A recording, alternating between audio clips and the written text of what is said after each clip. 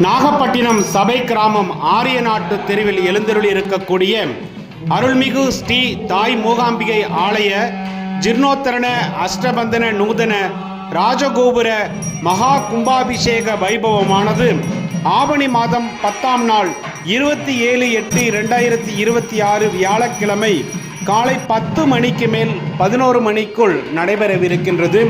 இதற்கான பூர்வாங்க பூஜைகளினை சர்வசாதகம் சிவகாம ரத்தினம் ஆர் ஜெகன் சிவாச்சாரியார் அவர்களுடைய தலைமையில் உப சர்வசாதகம் ஆர் ராஜசேகர குருக்கள் அவர்களுடைய முன்னிலையிலும் ஆலய அர்ச்சகர் அலங்கார திலகம் வி சிவனேயம் சிவம் அவர்களுடைய பங்களிப்புடன் இந்த ஆலயத்தில் பிரவேச பலிக்கான பூஜையானது நடைபெற்று கொண்டிருக்கின்ற காட்சியை தான் தஞ்சை வெங்கட் யூடியூப் சேனல் உங்களுக்காக வழங்கி கொண்டிருக்கின்றது.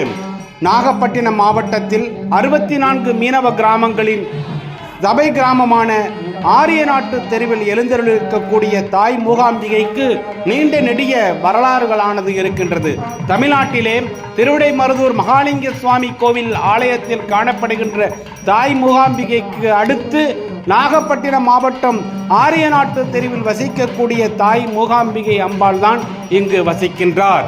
தமிழகத்தில் 2 இடங்களில் மட்டுமே தாய் மூகாம்பிகைக்கான ஆலயமானது இருக்கின்றது.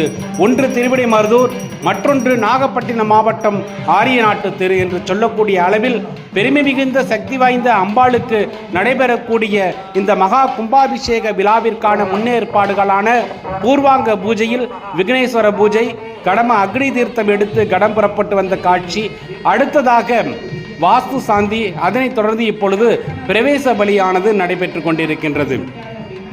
நாகப்பட்டினம் மாவட்டமே கண்டிராத வகையில் மிகப்பெரிய ஒரு பிரம்மாண்டமான ஒரு கும்பாபிஷேகத்து வைபவத்திற்காக காத்திருக்கின்றது ஆரியநாட்டு தெரு. ஆரியநாட்டு தெருவில் வசிக்கக்கூடிய தாய் மூகாம்பிகை எல்லோருடைய வாழ்விலும் அருளையும் அன்பையும் தந்து அனைவரது வாழ்வில் ஒற்றுமையும் அன்பும் இந்த உலகமும் இந்த லோகமும் சேமமாக இருப்பதற்காக சிவாச்சாரிய பெருமக்கள் பூஜையினை தொடங்கி இருக்கின்றார்கள். பிரவேச பலி 8 திக்கும் உள்ள துஷ்ட தேவதைகளுக்கு பலி கொடுக்கக்கூடிய நிகழ்வினை தான் நாம் இப்பொழுது பார்த்து கொண்டிருக்கின்றோம். சிவகாம பேராசிரியர்களும் சிவாச்சாரிய பெருமக்களும் இந்த பூர்வாங்க பூஜையினுடைய முக்கிய நிகழ்வான பிரவேச பலியானது நடக்கின்றது.